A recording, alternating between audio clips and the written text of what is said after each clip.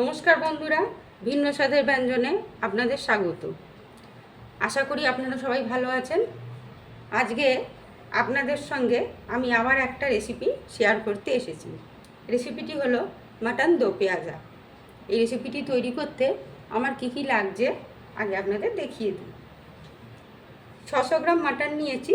এতে 3 টেবিল চামচ টক দই, 3 টেবিল চামচ সর্ষের তেল, 1 চা চামচ হলুদ গুঁড়ো, 1 চা চামচ লঙ্কা গুঁড়ো, হাফ চা চামচ ধনে গুঁড়ো, হাফ চা চামচ জিরে গুঁড়ো, হাফ চা চামচ গরম মশলা গুঁড়ো ভালো করে মাখিয়ে 3 ঘন্টা আমি ফ্রিজে রেখে দিয়েছিলাম।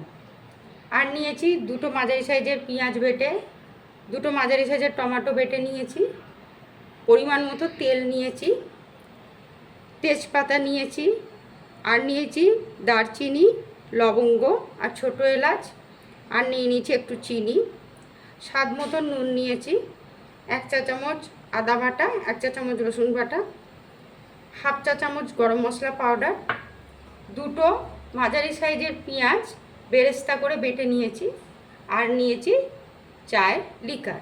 চলুন এবার রেসিপিটি শুরু করা যাক। আমি গ্যাসে কড়াটা বসিয়ে দিয়েছি। এইবারে পরিমাণ মতো আমি একটু তেল দিয়ে দিচ্ছি। মাংসে আমার 3 টেবিল চামচ মতো তেল মাখিয়ে রেখেছিলাম, তাই তেলটা একটু পরিমাণ মতো দেব। তেলটা গরম হলে আমি গরম মশলা তেজপাতাটা দেব। তেলটা আমার গরম হয়ে গেছে। এবার আমি আঁচটা কমিয়ে তেজপাতা আর গরম মশলা ফোড়ন দিয়ে দেবো।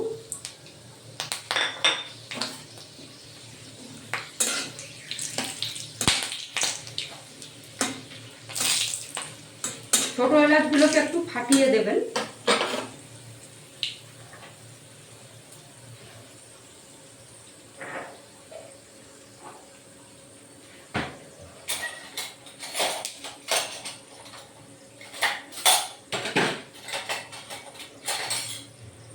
ফোড়নটা আমার হয়ে গেছে।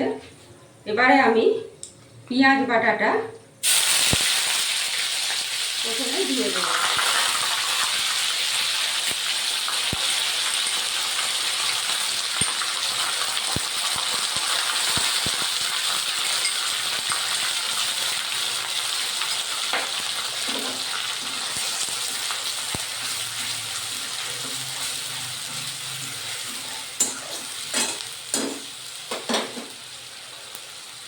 এই সময় আমি যে চিনিটা নিয়েছিলাম চিনিটাও দিয়ে দেবো,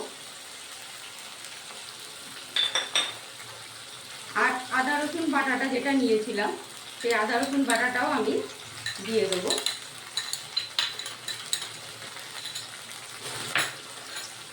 দিয়ে এটা ভালো করে কষবো যতক্ষণ না আদা রসুন পেঁয়াজের কাঁচা গন্ধটা চলে যায়।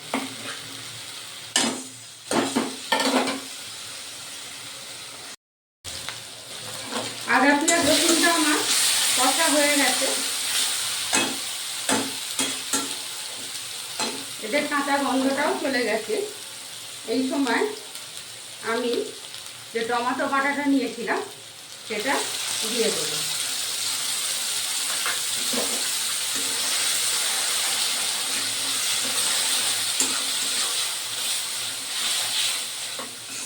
টমেটো বাটাটা দিয়েও আমি খানিকক্ষণ কষে নেব যতক্ষণ না এটা দিয়ে তেল বেরিয়ে আসে।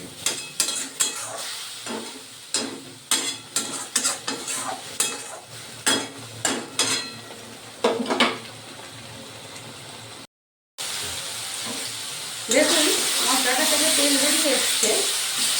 এই সময় আমি আঁচটাকে একদম সিম করে দেবো, দিয়ে এবারে মাটনটা ঢেলে দেবো।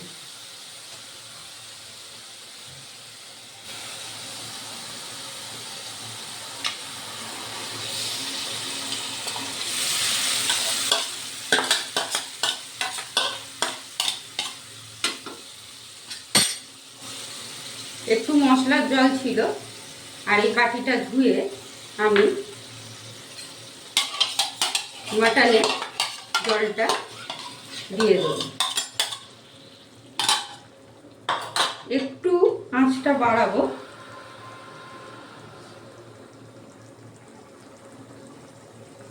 এবার আমি পরিমাণ মতো নুন দেবো।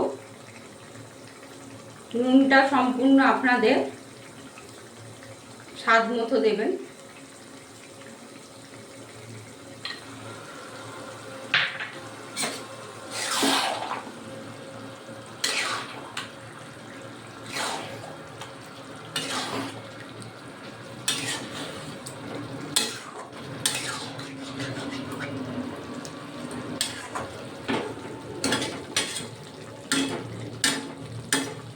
এই সময় আমি আঁচটা লো টু মিডিয়ামে রাখবো, রেখে চাপা দিয়ে দেবো। চাপা দিয়ে এটাকে আমি হতে দেবো। মিনিট 5 পর এসে আবার এটাকে আমি নেড়ে দিয়ে যাব। 5 মিনিট অন্তর অন্তর আমি নেড়ে দিয়ে গেছি। প্রায় মিনিট 40 ধরে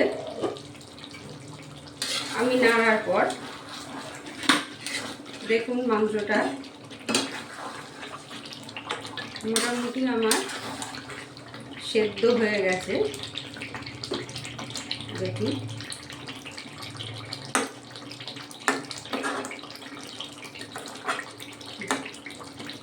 আমাকে আর এক্সট্রা জল দিতে লাগেনি। আপনাদের যদি মনে হয় মাংসটা সেদ্ধ না হয় তাহলে আপনারা একটু জল গরম করে দিতে পারেন। এই সময় আমি যে বেরেস্তাটা বেটে নিয়েছিলাম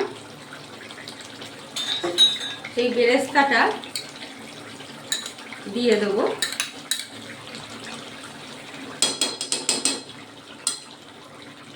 আর গরম মশলা পাউডারটা যেটা নিয়েছিলাম সেটাও ঢেলে দেবো।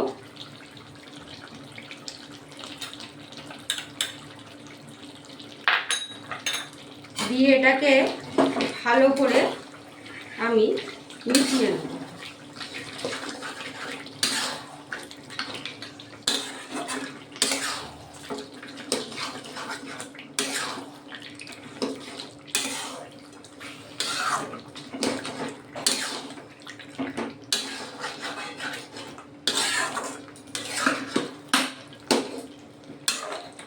এবার আমি যে লিকারটা নিয়েছিলাম সেই লিকারটা এই মাংসের গ্রেভির মধ্যে আমি ঢেলে দেবো। এই লিকারটা দিলে মাংসের কালারটা রেস্টুরেন্টের মতো হয়, আর এতে কিন্তু মাংসর স্বাদের কোনো তফাৎ হয় না। আপনারা অবশ্যই বাড়িতে একবার করে দেখবেন।